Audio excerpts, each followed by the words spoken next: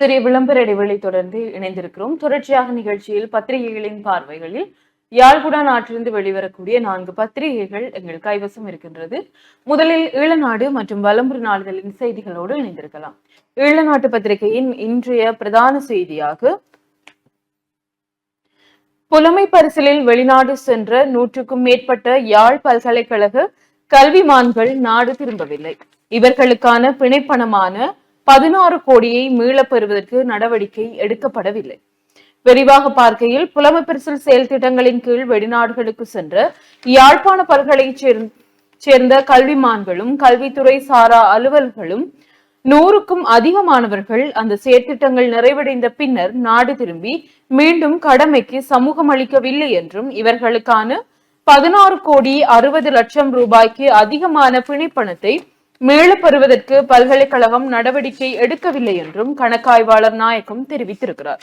விரிவாக பார்க்கையில், யாழ்ப்பாண பல்கலைக்கழகத்தின் 2023ஆம் ஆண்டு வருடாந்த அறிக்கையில் குறிப்பிடப்பட்டிருக்கும் கணக்காய்வாளர் நாயகத்தின் அறிக்கையின் பிரகாரம் 80 கல்விமான்களும் 21 கல்வித்துறை சாரா அலுவல்களும் புலமை பரிசில் செயற்திட்டங்களின் கீழ் வெளிநாடுகளுக்கு சென்றுவிட்டு அவை நிறைவடைந்த பிறகு நாடு திரும்பி கடமைகளை பொறுப்பேற்கவில்லை. 1980ஆம் ஆண்டு தொடக்கம் 2023ஆம் ஆண்டு வரையான காலப்பகுதியில் இத்தகைய புலமை பரிசில் செயல் திட்டங்களுக்கு சென்றுவிட்டு நாடு திரும்பாமல் இருப்பவர்களிடம் இருந்து 16 கோடி 62 லட்சத்தி 98,684 ரூபாய் பிணைப்பணத்தை பெறுவதற்கு யாழ்ப்பாண பல்கலைக்கழகம் உகந்த நடவடிக்கைகளை எடுக்கவில்லை என்றும் கணக்காய்வாளர் நாயகம் குறிப்பிட்டிருக்கிறார். அதேவேளை திரும்ப பெறப்பட்ட 6 கோடி 17 லட்சம் ரூபாய்க்கும் அதிகமான பிணைப்பணம் திரைசேரிக்கு அனுப்பப்படவில்லை என்றும் கணக்காய்வாளர் நாயகம் கண்டுபிடித்திருக்கிறார். பல்கலைக்கழக மானியங்கள் ஆணைக்குழுவின் சுற்றறிக்கை ஒன்றின் பிரகாரம் பரீட்சைகள் நடத்தப்பட்டு 3 மாத காலத்திற்குள் வெளியிடப்பட வேண்டிய முடிவுகள் 2019-23 காலப்பகுதியில் 11 பீடங்களின் 4 மாதங்கள் தொடக்கம் 27 மாதங்கள் வரை தாமதிக்கப்பட்டே வெளியிடப்பட்டதாகவும் அறிக்கையில் கூறப்பட்டிருக்கிறது என்று இந்த செய்தி தொடர்ந்து செல்வதை காணக்கூடியதாக இருக்கிறது. இவைதான் ஈழநாட்டு பத்திரிகையின் பிரதான செய்தியாக காணப்படுகிறது. தொடர்ச்சியாக வலம்புரி நாளிதழின் பிரதான செய்தியோடு இணைந்திருக்கிறார். வலம்புரி நாளிதழுடைய பிரதான தலைப்பு செய்தியாக, இந்திய இலங்கை இராணுவ ஒப்பந்தம் 3ஆம் உலகப் போருக்கு வழிவகுக்கும், மக்கள் போராட்ட முன்னணி டமார் டமார். இந்திய பிரதமர் நரேந்திர மோடியின் இலங்கை விஜயத்தின் போது கைச்சாத்திடப்பட உள்ள இந்திய இலங்கை இராணுவ ஒப்பந்தம் இலங்கையை உலகப் போரில் தள்ளும் என மக்கள் போராட்ட முன்னணியின் நிர்வாக உறுப்பினர் ஜெயகொட தெரிவித்திருக்கிறார் என்று அந்த செய்தி தொடர்ந்து செல்கிறது. ஏனைய முற்பக செய்திகளாக, மாகாண சபை 13வது திருத்தம், பாரத பிரதமர் மோடியுடன் கதைப்பதற்கு ஒன்றுமில்லை, இங்கனம் இயம்புகிறார் பிமல் என்ற கட்டமிடப்பட்ட செய்தியும், நாயாறு கடலில் மூழ்கி 2 யுவதிகள் பலி, முல்லைத்தீவில் சோகம். முல்லைத்தீவு நாயாறு கடலில் மூழ்கி 2 யுவதிகள் பரிதாபகரமாக உயிரிழந்திருக்கிறார்கள். நேற்று குறித்த சோக சம்பவம் இடம்பெற்றிருக்கிறது என்று அந்த செய்தியும் தொடர்ந்து செல்கிறது. புலி ஆதரவாளர்களால் நாட்டுக்கு அச்சுறுத்தல், பதறுகிறார் தயாசுரி. போலி ஆவணங்களூடாக தையிட்டு விகாரையை கைப்பற்ற சதி, விமல் வீரவன்ச கண்டுபிடிப்பு என்ற கட்டமிடப்பட்ட செய்திகளும், லேப்காஸ் விலை அதிகரிப்பு என்ற செய்தியும் காணப்படுகிறது. அரசு சேவையில் இணைய 30,000 இளையோருக்கு வாய்ப்பு, மேலும் 4 லட்சம் குடும்பங்களுக்கு ஆஸ்வசும. புத்தளத்தில் ஜனாதிபதி அறிவிப்பு. அரசு சேவையில் 30,000 இளைஞர் யுவதிகளை இணைத்துக் கொள்ள நடவடிக்கை எடுக்கப்படும் என்றும் ஜனாதிபதி அனுரகுமார திசாநாயக்க புத்தளத்தில் தெரிவித்திருக்கிறார் என்ற செய்தியோடும், சிறையில் அடைப்பதா ஜனாதிபதியின் அதிகாரம், அனரவுடம் கேட்கிறார் சாகர காரியவசம் என்ற ஒரு செய்தியும், பெட்ரோலின் விலை ரூபா 10ஆல் குறைந்தது. நேற்று நள்ளிரவு முதல் அமலாகும் வகையில் இலங்கையில் கனியவள கூட்டுத்தாபனத்தின் எரிபொருட்களின் சில்லறை விற்பனை விலையில் திருத்தம் மேற்கொள்ளப்பட்டிருக்கிறது. அதற்கமைய ஒக்டோன் 92 ரக பெட்ரோல் லீட்டர் ஒன்றின் விலை 10 ரூபாயினால் குறைந்திருக்கிறது. அதே போல குறைக்கப்பட்டு அதன் புதிய விலை 299 ரூபாவாக அறிவிக்கவும் பட்டிருக்கிறது. அத்துடன் ஒக்டோன் 95 ரக பெட்ரோல் லீட்டர் ஒன்றின் விலை 10 ரூபாயினால் குறைக்கப்பட்டு அதன் புதிய விலை 361 ரூபாயாகும். இதேவேளை ஓட்டோ டீசல், சூப்பர் டீசல் மற்றும் மண்ணெண்ணெய் ஆகியவற்றின் விலைகளை மாற்றமின்றி தொடர இலங்கை கனியவள கூட்டுத்தாபனம் தீர்மானித்திருக்கிறார் என்ற செய்தியும் காணப்படுகிறது. நாளுக்கு நாள் அதிகரிக்கிறது வெப்பம். நாட்டில் தற்போது நிலவும் வெப்பம் காரணமாக ஏற்படக்கூடிய சுகாதார பிரச்சனைகள் குறித்து அவதானம் செலுத்துமாறும் சரியான சுகாதார நடைமுறைகளை பின்பற்றுமாறும் பொதுமக்களுக்கு அறிவுறுத்தப்பட்டிருக்கிறது. இன்றும் வடக்கு உட்பட மேல் வடமத்திய, சப்ரமுக, தென், வடமேல் மாகாணங்களிலும் திருவோணமலை மற்றும் மட்டக்களப்பு மாவட்டங்களிலும் சில பகுதிகளில் வெப்பநிலையானது எச்சரிக்கை மட்டத்தில் நிலவக்கூடும் என எதிர்பார்க்கப்படுகிறது. அதற்கமைய குறித்த பகுதிகளில் 39°C முதல் 45°C வரை வெப்பநிலை பதிவாகக்கூடும் என வளிமண்டலவியல் திணைக்களம் தெரிவித்திருக்கிறது. இதனால் வெளிப்புறங்களில் வேலை செய்பவர்கள் லேசான ஆடைகளை அணியுமாறும், நிழலான பகுதிகளில் ஓய்வெடுத்தல் மற்றும் போதிய அளவு நீரை அருந்துமாறும் கேட்டுக் கொள்ளப்பட்டிருக்கிறார்கள் என்ற செய்திகள் வலம்புரினுடைய இன்றைய முற்பக்க செய்திகளாக இருக்கிறது. தொடர்ச்சியாக ஈழநாட்டு பத்திரிகையின் ஏனைய முற்பக்க செய்திகளோடு இணைந்திருக்கலாம். ஈழநாட்டு பத்திரிகையின் ஏனைய முற்பக்க செய்திகளுக்குள் யாழ் பல்கலைக்கழக விஞ்ஞான பீட மாணவனின் மீது பகிடிவதை மானியங்கள் ஆணைக்குழுவின் தலைவரிடம் தந்தை முறைப்பாடு என்று நாங்கள் நேற்றைய தினம் விரிவாக பார்த்த செய்தி. யாழ்ப்பாண பல்கலைக்கழக விஞ்ஞான பீட புதுமுக மாணவன் ஒருவர் மீது மேற்கொள்ளப்பட்டுள்ள மிலேச்சத்தனமான பகிடிவதை காரணமாக பாதிக்கப்பட்டுள்ளவருக்கு பாதுகாப்பு அளிக்குமாறு பகிடிவதைக்கு எதிரான நீதியானதும் சுதந்திரமானதுமான விசாரணைகள் மேற்கொள்ள கோரி பாதிக்கப்பட்ட மாணவனின் தந்தை பல்கலைக்கழக மானியங்கள் ஆணைக்குழுவின் தலைவரிடம் முறைப்பாடு செய்துள்ளார் என்றவாறு இந்த செய்தி காணப்படுகிறது. அதனைத் தொடர்ந்து குறுஞ்செய்திகள் மூலம் தேர்தல் பிரச்சாரம் தடை. குறுஞ்செய்திகள் மற்றும் குரல் அஞ்சல்கள் மூலம் தேர்தல் பிரச்சாரம் செய்வதை நிறுத்துமாறு தொலைபேசி நிறுவனங்களுக்கு அறிவிக்கப்படும் என தேர்தல் ஆணைக்குழு தெரிவித்துள்ளது. அதனைத் தொடர்ந்து கட்டமிடப்பட்ட செய்திகளாக பெட்ரோல் விலை 10 ரூபாவால் குறைப்பு. நேற்று நள்ளிரவு முதல் அமலுக்கு வரும் வகையில் எரிபொருள் விலைகளை திருத்த இலங்கை பெட்ரோலிய கூட்டுத்தாபனம் நடவடிக்கை எடுத்துள்ளது. இதன் அடிப்படையில் பெட்ரோலின் விலை 10 ரூபாவால் குறைக்கப்பட்டுள்ளது என்ற செய்தியும், நாயாறு கடலில் அள்ளுண்ட யுவதியின் சடலம் மீட்கப்பட்டுள்ளது. முல்லைத்தீவு நாயாறு கடற்பகுதியில் அள்ளுண்டு சென்ற நேற்று திங்கட்கிழமை யுவதி சடலமாக கண்டெடுக்கப்பட்டுள்ளார் என்ற செய்தியும், கடமைகளில் இருந்து விலகுவதற்கு ரயில் நிலைய அதிபர்கள் முடிவு. கொழும்பு வலயத்தில் உள்ள உப ரயில் நிலையங்களில் இணைந்த சேவைகளில் ஈடுபட்டுள்ள சகல ரயில் நிலைய அதிபர்களும் நேற்று நள்ளிரவு முதல் கடமைகளில் இருந்து விலக தீர்மானித்துள்ளனர் என ரயில் நிலைய அதிபர்கள் சங்கம் தெரிவித்துள்ளது என்ற செய்தியோடு, நகைப்பிற்குரிய கருத்தை முன்வைத்துள்ளார் அனுர பொதுஜன பெரமுன குற்றம் சாட்டு. உயிர்த்த ஞாயிறு தாக்குதல் தொடர்பில் நகைப்பிற்குரிய கருத்தையே ஜனாதிபதி முன்வைத்துள்ளதாக பொதுஜன பெரமுனவின் பொதுச் செயலாளர் சாகர காரியவசம் தெரிவித்துள்ளார் என்ற ஒரு கட்டமிடப்பட்ட செய்தியும் இங்கே பிரசுரிக்கப்பட்டுள்ளது. அதனைத் தொடர்ந்து லாப்ஹேஸின் விலை உயர்வு என்ற ஒரு செய்தி. ஏப்ரல் மாதத்திற்கான லாப்ஹேஸ் சமையல் எரிவாயுவின் விலையை திருத்தி அமைக்க லாப் எரிவாயு நிறுவனம் தீர்மானித்துள்ளது. இதன்படி நேற்று நள்ளிரவு முதல் அமுலுக்கு வரும் வகையில் 12.5 கிலோகிராம் லாப் சமையல் எரிவாயு சிலிண்டரின் விலை 420 ரூபாயால் அதிகரித்து புதிய விலை 4100 ஆக விற்கப்படும். 5 கிலோ சிலிண்டர் ரூபாய் 168 ரூபாயால் அதிகரித்து 1645 விற்கப்படும் என குறித்த நிறுவனம் தெரிவித்துள்ளது என்ற செய்தி. இரவோடு இரவாக ஏப்ரல் 1ஆம் தேதிக்கு முன்னராக பெட்ரோலின் விலை குறைக்கப்பட்டிருக்கக்கூடிய இதே சமயத்தில் லாப் கேஸினுடைய விலை உயர்வடைந்திருப்பதையும் காணக்கூடியதாக இருக்கிறது. அதனைத் தொடர்ந்து செய்திகளுக்குள் அடுத்த வருடத்தின் பட்ஜெட் நவம்பர் மாதம் ஜனாதிபதி அனுரகுமார உறுதி என்ற ஒரு செய்தி இங்கே பிரசுரிக்கப்பட்டுள்ளது. இவைதான் ஈழநாட்டு பத்திரிகையின் முற்பக்க செய்திகளாக இருக்கின்றது. தொடர்ச்சியாக உட்பக்க செய்திகளை பார்க்கலாம். மனித உரிமையை பாதுகாக்கும் விடயத்தில் சர்வதேச அங்கீகாரம், தேசிய மக்கள் சக்தி கூறுகிறது. நமது நாடு மனித உரிமையை பாதுகாக்கும் விடயத்தில் சர்வதேச சமூகத்தினால் அங்கீகரிக்கப்பட்டுள்ளதாக தேசிய மக்கள் சக்தியின் கொழும்பு மாவட்ட பாராளுமன்ற உறுப்பினர் தேவானந்த சூரவீர தெரிவித்துள்ளார் என்ற செய்தியோடு, பாதாள உலக குழுவின் செயல்பாடுகள் அதிகரிப்பு சரத் பொன்சேகா குற்றச்சாட்டு என்ற செய்திகளும் இங்கே பிரசுரிக்கப்பட்டுள்ளது. அதனைத் தொடர்ந்து ஈஸ்டர் தாக்குதல் சூத்திரதாரியை வெளிப்படுத்த கால எல்லை தேவை, உதய கம்மன்பில வலியுறுத்து என்ற செய்திகளும் இங்கு பிரசுரிக்கப்பட்டுள்ளது.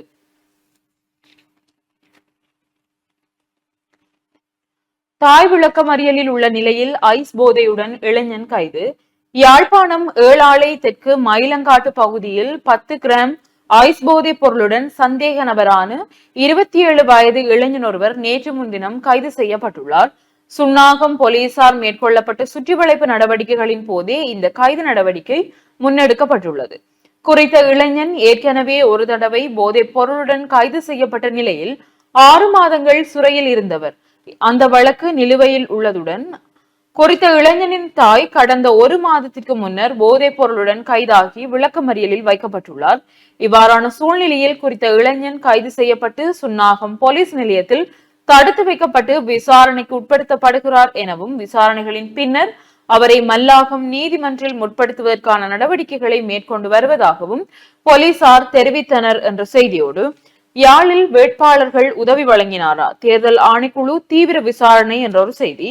வலிகாமம் மேற்கு பிரதேச சபையின் மண்டபத்தில் நேற்று முன்தினம் மக்களுக்கான உதவி வழங்கல் நிகழ்வு நடைபெற்றதாகவும் அதில் உள்ளூராட்சி மன்ற தேர்தலில் போட்டியிடும் வேட்பாளர்கள் கலந்து கொண்டதாகவும் தேர்தல் ஆணைக்குழுவிற்கும் தொலைபேசி மூலம் முறைப்பாடு செய்யப்பட்டது. இந்த நிலையில் தேர்தல் ஆணைக்குழு அதிகாரிகளும் போலீசாரும் சம்பவ இடத்திற்கு சென்றனர். அதிகாரிகள் அங்கு சென்றபோது வேட்பாளர்கள் யாரும் அவ்விடத்தில் இருந்திருக்கவில்லை.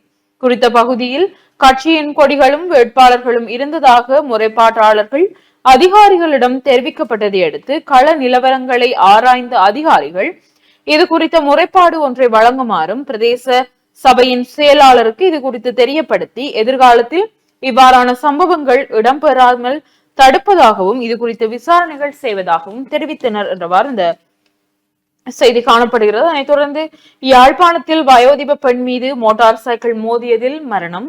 யாழ்ப்பாணத்தில் துவிச்சக்கர வண்டியில் சென்ற வயோதிப பெண் மீது மோட்டார் சைக்கிள் மோதியதில் அவர் நேற்று முன்தினம் உயிரிழந்துள்ளார். யாழ்ப்பாணம் அரசடி வீதியைச் சேர்ந்த உஷேந்திரா என்ற பெண்ணே இவ்வாறு உயிரிழந்துள்ளார் என்ற செய்தியுடன், மக்களிடம் பிரிவினை ஏற்படுத்தி வாக்கு சேகரிக்க தேவையில்லை கூறுகிறார் நாமல் ராஜபக்ஷ. மக்களிடையே பிரிவினையை ஏற்படுத்தி வாக்கு சேகரிக்க வேண்டிய தேவை தமக்கு கிடையாது என பொதுஜன பெரமுனவின் தேசிய அமைப்பாளரும் பாராளுமன்ற உறுப்பினர் நாமல் ராஜபக்ஷ தெரிவித்துள்ளார் என்ற செய்தியோடு, பண்டிகை கால கொள்வனவுகள் தொடர்பில் மக்கள் எச்சரிக்கை. எதிர்வரும் புத்தாண்டு கொண்டாட்டங்களின் போது கடைகளில் இருந்து அத்தியாவசிய பொருட்கள் மற்றும் உணவுப் பொருட்களை வாங்கும் போது மக்கள் மிகவும் எச்சரிக்கையாக இருக்க வேண்டும் என்று பொது சுகாதார பரிசோதகர் சங்கத்தின் தலைவர் உஃபுல் ரோஹன தெரிவித்துள்ளார். இதன்படி பண்டிகை காலத்தில் சட்டத்தை மீறி அத்தியாவசிய பொருட்கள் மற்றும் உணவுப் பொருட்கள் விற்பனை செய்யும் விற்பனையாளர்கள் மீது முறைப்பாடு அளிக்க வேண்டும் என்றும் அவர் வலியுறுத்தியுள்ளார். அதன்படி சம்பந்தப்பட்ட பகுதியில் உள்ள பொது சுகாதார பரிசோதகர்களின் தொலைபேசி எண்களை குறித்த வலைதளத்தில் இருந்து பெற்றுக்கொள்ளலாம் என்றும் அல்லது 0112263567 என்ற தொலைபேசி எண்ணிற்கு புகார்களை தெரிவிக்கலாம் என்றும் உபுல் ரோஹன தெரிவித்துள்ளார். குறிப்பிட்ட தொலைபேசி இலக்கமாக 0112263567 என்ற தொலைபேசி இலக்கத்திற்கும் நீங்கள் அழைத்து இந்த விதிமீறல்களில் ஈடுபவர்கள் தொடர்பாக நீங்கள் குற்றச்சாட்டுகளை முன்வைக்கலாம் என்று தெரிவிக்கப்பட்டுள்ளது. அதனைத் தொடர்ந்து 3 நீதிமன்றங்களில் 47க்கும் அதிகமான வழக்குகளுடன் தொடர்புள்ள பெண் ஒருவர் கைது செய்யப்பட்டுள்ளார். நாட்டில் உள்ள 13 நீதிமன்றங்களில் 47க்கும் அதிகமான வழக்குகளுக்கு பிடியாணை பிறப்பிக்கப்பட்டுள்ளது. 53 வயதுடைய பெண் ஒருவர் போலீசாரால் கைது செய்யப்பட்டுள்ளார் என்றவாறு இந்த செய்தியும், அதனைத் தொடர்ந்து சட்டவிரோத மின்கம்பியில் சிக்கி 4 பிள்ளைகளின் தந்தை பலி என்ற செய்திகளும் இங்கே பிரசுரிக்கப்பட்டுள்ளது. தொடர்ச்சியாக தமிழின படுகொலைக்கு எதுவும் இல்லை, போலி வேஷம் போடுகிறது அனுர அரசு. 1989 நடந்த பட்டளந்த படுகொலைக்கு விவாதம் விசாரணை. ஆனால் 2009 ஆண்டு அரங்கேறிய தமிழின படுகொலைக்கு எதுவும் இல்லை. இன்று உப்பின் பெயரே பிரச்சனையாகிவிட்டது என்று பாராளுமன்ற உறுப்பினர் சாணக்கியன் தெரிவித்துள்ளார் என்ற செய்தியோடு, நாட்டின் பௌத்த சின்னங்களே திட்டமிட்ட வகையில் அழிப்பு, விமல் வீரவன்ச குற்றச்சாட்டு. வடக்கு மற்றும் கிழக்கு மாகாணங்களில் உள்ள தொல்பொருள் சின்னங்களை பௌத்த மற்றும் இந்து மத அடிப்படையில் அடையாளப்படுத்த வேண்டும் என தொல்பொருள் திணைக்களத்திற்கும் அரசாங்கம் அறிவித்துள்ளது. இந்த தொல்பொருள் சின்னங்களுக்கு எவரும் பாதிப்பை ஏற்படுத்தவில்லை, பௌத்த சின்னங்களே திட்டமிட்ட வகையில் அளிக்கப்படுகின்றன என்று தேசிய சுதந்திர முன்னணியின் தலைவரும் முன்னாள் பாராளுமன்ற உறுப்பினருமான விமல் வீரவன்ச தெரிவித்துள்ளார் என்று இந்த செய்தி காணப்படுகிறது. அதனைத் தொடர்ந்து வீடு மீது வீசப்பட்ட பெட்ரோல் குன்று, 6 வயது சிறுவன் பலி. களுத்துறை ரஜவத்தை ஹமகொட பகுதியில் உள்ள வீடொன்றின் மீது வீசப்பட்டதாக கூறப்படும் பெட்ரோல் குண்டினால் தீக்காயமடைந்து சிகிச்சை பெற்று வந்த சிறுவன் ஒருவர் உயிரிழந்துள்ளார். நேற்று முன்தினம் இரவு ரஜவத்த ஹமகொட வீதியில் உள்ள வீடொன்றிற்கு உந்துருளியில் வந்த இருவர் பெட்ரோல் நிரப்பிய போத்தலை வீசிவிட்டு தப்பிச் சென்றுள்ளனர்.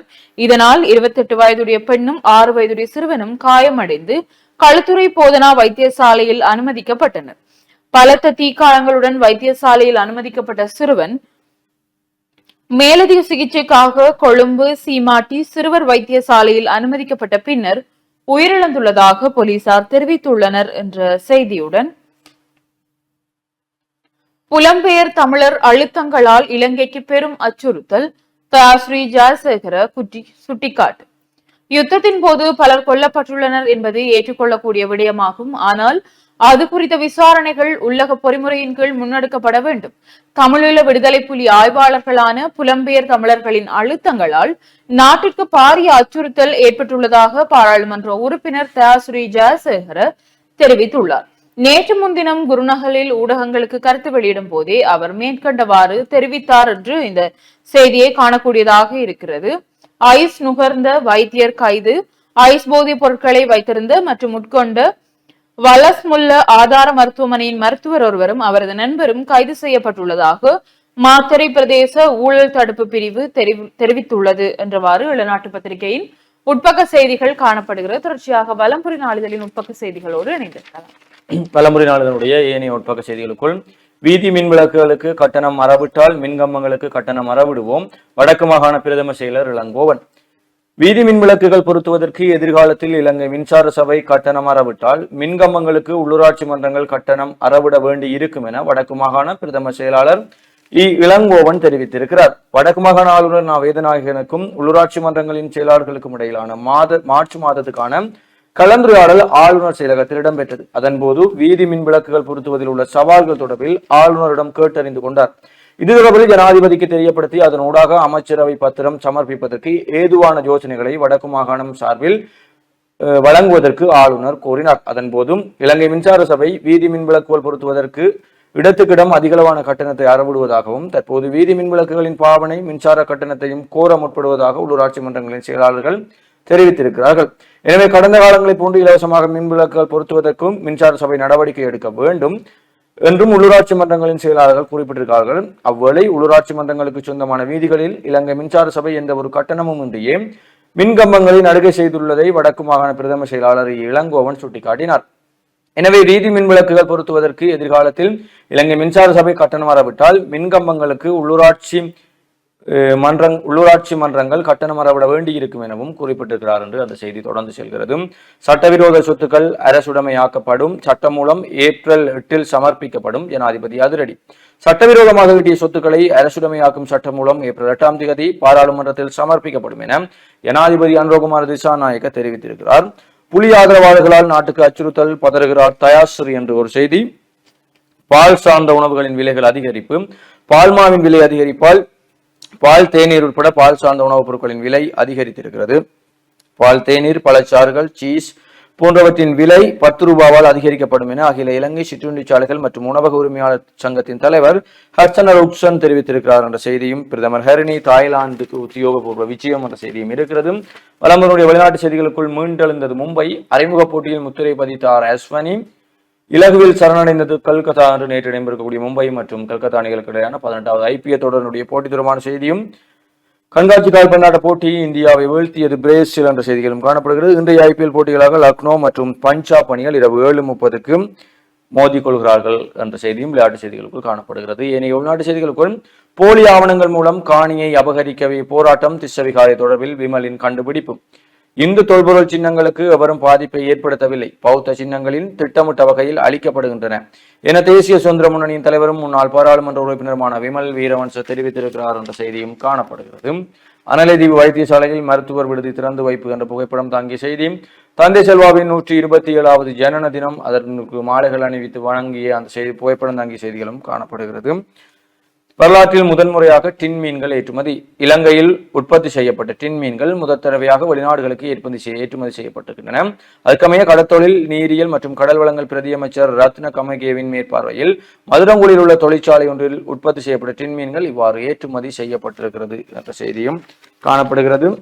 வலம்புரியினுடைய வெளிநாட்டு செய்திகளுக்குள் ட்ரம்பின் மிரட்டலால் தாக்குதலுக்கு தயாராகும் ஈரான் பரபரப்பில் உலக நாடுகள் அணுசக்தி ஒப்பந்தம் செய்யாவிட்டால் ஈரான் மீது குண்டு வீசுவோம் மிரட்டும் அமெரிக்கா என்ற செய்திகள் வெளிநாட்டு செய்திகளுக்குள் காணப்படுகிறது. ஏனைய உள்நாட்டு செய்திகளாக தேர்தல் விதிமீறல் 5 முறைப்பாடுகள் பதிவு என்ற செய்தியும் அக்கறை வெளிவீதி புனரமைப்பு பணி ஆரம்பம் என்ற புகைப்படம் தாங்கிய செய்திகளும் காணப்படுகிறது. வலம்புரியினுடைய இன்றைய ஆசிரியர் தலையங்கமாக பேரினவாதிகள் விரும்பாத பலாலி விமான நிலையம். பலாலி விமான நிலையம் சர்வதேச விமான நிலையமாக தரம் உயர்த்தப்படும். அடுத்து வரும் 4 மாதங்களில் சர்வதேச விமான நிலையத்துக்கான அத்தனை கட்டமைப்புகளும் செயற்படும் என விமான சேவைகள் மற்றும் போக்குவரத்து அமைச்சர் பிமல் ரத்நாயக்க தெரிவித்திருக்கிறார். நேற்று முன்தினம் 30ஆம் தேதி யாழ்ப்பாணத்துக்கு வருகின்றிருக்கக்கூடிய அமைச்சர் பிமல் ரத்நாயக்க பலாலி விமான நிலையத்தை பார்த்து 4 மாதங்களில் அவற்றை சர்வதேச விமான நிலையத்துக்கு தரம் உயர்த்துவதற்கான நடவடிக்கைகள் மேற்கொள்ளப்படும் என்றும் தெரிவித்திருக்கிறார். அது தொடர்பான செய்திதான் இன்றைய வலம்புரியினுடைய ஆசிரியர் தலையங்கமாகவும் புலந்திருக்கிறது. இணைய செய்தியாக இந்தியாவுடனான ஒப்பந்தம் பகிரங்கப்படுத்த வேண்டும் அரசிடம் கேட்கிறது ஐக்கிய மக்கள் சக்தி என்ற ஒரு செய்தி. சர்வதேச விசாரணையை காலம் தாழ்த்தக்கூடாது முன்னணியின் பேச்சாளர் சுகாஸ். ஈழத்தில் அரங்கேறிய இனப்படுகொலைக்கு உடனடியாக சர்வதேச விசாரணை ஆரம்பிக்கப்பட வேண்டும் என தமிழ் தேசிய மக்கள் முன்னணியின் ஊடக பேச்சாளர் கனகரத்னம் சுகாஸ் வலியுறுத்தியிருக்கிறார். யாழ்ப்பாணத்தில் நேற்று நடைபெற்ற ஊடகவியலாளர் சந்திப்பில் கருத்து தெரிவித்த அவர் மேலும் தெரிவிக்கையில் இனியும் காலத்தை கடத்துவதால் கண்கண்ட சாட்சிகள் இல்லாமல் போகின்ற அபாயம் ஏற்படுவதுடன் ஆதாரங்கள் சிதைவடையக்கூடிய சூழ்நிலையும் உருவாகியுள்ளது. தமிழினத்துக்கு எதிராக வடக்கு கிழக்கில் பல வதை முகாம்கள் நடத்தப்பட்டுள்ளன. பல இராணுவ முகாம்களில் உத்தியோக பெற்ற முறையில் சித்திரவதை கூடங்கள் இயங்கியிருக்கின்றன. இரகசியமாக கடத்தப்பட்ட பலரை திருவோணமலை கடற்படை முகாமில் வைத்திருந்ததாக தகவல்கள் வெளியாகி இருக்கின்றன. ஆகவே சகல வதை முகாம்கள் தொடர்பாகவும் விசாரணைகள் நடாத்தப்பட்டு குற்றவாளிகள் தண்டிக்கப்பட வேண்டும் என்று அவர் தெரிவித்திருக்கிறார் என்ற செய்தியும். அஞ்சல் மூல வாக்குச்சீட்டுகள் ஏப்ரல் 5 ஒப்படைக்க திட்டம் அரச அச்சகமா அதிபர் தெரிவிப்பு என்ற செய்தியும். தென்னிலங்கையில் துப்பாக்கிச் சூடும் பெட்ரோல் குண்டு தாக்குதல் 6 வயது சிறுவன் உயிரிழப்பு. களுத்துறை தெற்கில் ஒரு வீட்டை குறிவைத்து நடாத்தப்பட்ட பெட்ரோல் குண்டு தாக்குதலில் 6 வயது சிறுவன் ஒருவன் உயிரிழந்திருக்கிறான் என்ற செய்தியும் காணப்படுகிறது. இதுதான் வலம்புரியினுடைய இன்றைய முக்கிய செய்திகளாக இருக்கிறது. தொடர்ச்சியாக உதயன் பத்திரிகையின் செய்திகளோடு இணைந்திருக்கலாம். ஈழநாட்டு பத்திரிகையின் ஏனைய உலக செய்திகளுக்குள் உக்ரைனுக்கு எதிரான போர் உடன் முடிவுக்கு வர வேண்டும் கூடுதல் வரி விதிப்பை எதிர்கொள்ள நேரிடும் புடினுக்கு கடும் எச்சரிக்கை விடுத்தார் ட்ரம்ப் என்ற செய்தி உலக செய்திகளில் பிரசுரிக்கப்பட்டுள்ளதாக இருக்கின்றது. தொடர்ச்சியாக வெளிநாட்டு பத்திரிகையின் இறுதிப்பக்க செய்திகளுக்குள் ஒரே குடும்பத்தைச் சேர்ந்த 2 பேர் முச்சக்கர வண்டி விபத்தில் பலி 2 படுகாயம் என்ற செய்திகள் இங்கே பிரசுரிக்கப்பட்டிருப்பதை காணக்கூடியதாக இருக்கின்றது. தொடர்ச்சியாக ஏனைய பத்திரிகைகளின் பிரதான செய்திகளை பார்க்கின்ற பொழுது தினக்குரல் மற்றும் உதயன் நாளிதழின் செய்திகளோடு இணைந்திருக்கலாம். உதயன் நாளிதழின் இன்றைய பிரதான செய்தியாக கொடூரமான கொலைகளில் படையினரும் ஈடுபட்டனர் ஒப்புக்கொள்கிறார் பொன்சேகா.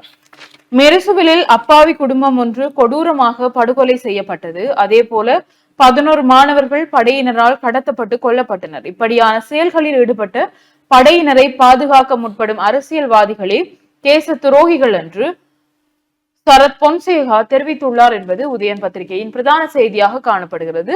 தொடர்ச்சியாக உதயன் நாளிதழின் பிரதான செய்தியோடு இணைந்திருக்கலாம். மன்னிக்கவும், தினக்குரல் நாளிதழின் பிரதான செய்தியோடு இணைந்திருக்கலாம்.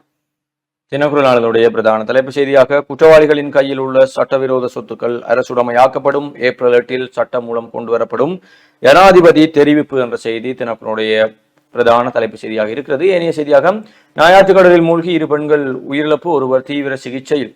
முல்லைத்தீவு நாயாறு கடலில் குளித்துக் கொண்டிருந்த போது நீரில் அடித்து செல்லப்பட்ட 3 பெண்களில் 2 பெண்கள் உயிரிழந்த நிலையில் ஒருவர் வைத்தியசாலையில் சிகிச்சை பெற்று வருவதாக போலீசார் தெரிவித்திருக்கிறார்கள். நேற்று மாலை இடம்பெற்ற இந்த சம்பவம் தொடர்பில் மேலும் தெரிய வருவதாவது உடையார்கட்டு பகுதியில் தையல் கற்கும் பெண்களும் பயிற்சியாளருமாக 15 பெண்கள் கப் வாகனம் ஒன்றில் நாயாற்று கடற்பகுதிக்கு சென்றுள்ளதுடன் கடலில் குளித்தும் இருக்கிறார்கள். இதன்போது 3 பெண்கள் கடலில் இழுத்துச் செல்லப்பட்ட நிலையில் 2 மீட்கப்பட்டு வைத்தியசாலையில் அனுமதிக்கப்பட்ட நிலையில் ஒருவர் நீரில் மூழ்கி காணாமல் போன நிலையில் நேற்று சடலமாக மீட்கப்பட்டிருக்கிறார். மேலும் வைத்தியசாலையில் அனுமதிக்கப்பட்டிருந்த 2 பெண்களில் ஒருவர் சிகிச்சை பலனின்றி உயிரிழந்திருக்கிறார். சம்பவத்தில் வள்ளிகுணத்தை சேர்ந்த சிவபால ராஜா பிரியந்தினி வயது 20, இருட்டுமடுவை சேர்ந்த சிவகுமார் விதுசனிகா வயது 20 என்ற 2 பெண்களே உயிரிழந்திருக்கிறார்கள். கடலில் மூழ்கி காணாமல் போன நிலையில் சடலமாக மீட்கப்பட்ட பெண்ணின் உடலை முல்லைத்தீவு மாவட்ட நீதிமன்ற நீதவான் பிரதீபன் நேரில் பார்வையிட்ட பின்னர் விசாரணைகளை நடத்தியதுடன் உடற்கூட்டு பரிசோதனையின் பின் சடலத்தை ஒப்படைக்குமாறும் பணித்தார். இதேவேளை மற்றொரு பெண் தொடர்ந்தும் வைத்தியசாலையில் சிகிச்சை பெற்று வருவதாக தெரிவித்துள்ள போலீசார் சம்பவம் தொடர்பில் மேலதிக விசாரணைகளையும் மேற்கொண்டுள்ளதாகவும் தெரிவித்திருக்கிறார்கள் என்று சோககரமான சம்பவம் ஒன்று முல்லைத்தீவு நாயாற்று கடற்பகுதியிலே இடம்பெற்றிருக்கிறது. எனவே இவ்வாறான பகுதிகளில் குளிக்க செல்பவர்கள் மிக கவனமாக இருந்து கொள்ளுங்கள் என்பதையும் நாங்களும் எச்சரிக்கையாக கூறக்கூடியதாக இருக்கிறது. பால் தேநீரின் விலை 10 ரூபாவால் உயர்வு, புதுமுக மாணவன் மீது தாக்குதல், சிரேஷ்ட மாணவர்கள் 4 பேருக்கு தற்காலிக வகுப்பு தடை, மாகாண சபை முறைமை தொடர்பில் இந்தியா நமக்கு கூற வேண்டிய அவசியம் எதுவுமே கிடையாது, பெட்ரோலின் விலை 10 ரூபாவால் குறைப்பு, தேர்தல் விதிமீறல்கள் 302 முறைப்பாடுகள் பதிவு, சமையல் எரிவாயு விலை அதிகரிப்பு என்ற செய்திகள் தினக்குழுடைய முற்பக்க செய்திகளாக இருக்கிறது. தொடர்ச்சியாக உதயன் பத்திரிகையின் ஏனைய முற்பக்க செய்திகளை பார்க்கலாம். உதயன் பத்திரிகையின் ஏனைய முற்பக்க செய்திகளுக்குள் தபால் மூல வாக்களிப்பு, வாக்காளர் அட்டைகள் சனிக்கிழமை அன்று கையளிக்கப்படும் என்ற ஒரு செய்தியும், கீரிமலையில் உள்ள ஜனாதிபதி மாளிகையை இந்து பீடத்திற்கு தருக, கீரிமலையில் அமைந்துள்ள ஜனாதிபதி மாளிகையை யாழ்ப்பாண பல்கலைக்கழக இந்து கற்கை பீடத்திற்கு வழங்க வேண்டும் என்று இலங்கை சைவ மகாசபை கோரிக்கை விடுத்துள்ளது என்ற ஒரு செய்தி இங்கே பிரசுரிக்கப்பட்டுள்ளது. அதனைத் தொடர்ந்து இந்த நாயாற்று கடலில் மூழ்கி யுவதி ஒருவர் உயிரிழப்பு என்ற அந்த செய்தியும் தான் இங்கே அதிகம் பரவலாக பகிரப்பட்ட ஒரு செய்திகளாக இருக்கின்றது. தொடர்ச்சியாக 6 மாதங்களாக கோமாவில் இருந்தவர் நேற்று காலை சாவு என்ற ஒரு செய்தி, விபத்தால் ஏற்பட்ட பாதிப்புகளை தொடர்ந்து 6 மாதங்களாக கோமாவில் இருந்தவர் நேற்று காலை உயிரிழந்துள்ளார் என்ற ஒரு செய்தி இங்கே பிரசுரிக்கப்பட்டுள்ளது. அதனைத் தொடர்ந்த செய்திகளுக்குள் வீதி மின்விளக்குகளுக்கு ரூபாய் 620 மில்லியன் நிலுவை, இருளில் மூழ்குமா வடக்கு என்ற ஒரு கேள்வியோடு உதயன் பத்திரிகையின் முற்பக்க செய்திகள் காணப்படுகிறது. பொதுவாக இவைதான் இன்றைய நாளில் வந்திருக்கக்கூடிய 4 பத்திரிகைகளின் செய்திகளாகவும் இருக்கிறது. நிகழ்ச்சியில் தொடர்ச்சியாக ஒரு சிறிய விளம்பர இடைவெளி தொடர்ந்து இணைந்திருக்கலாம்.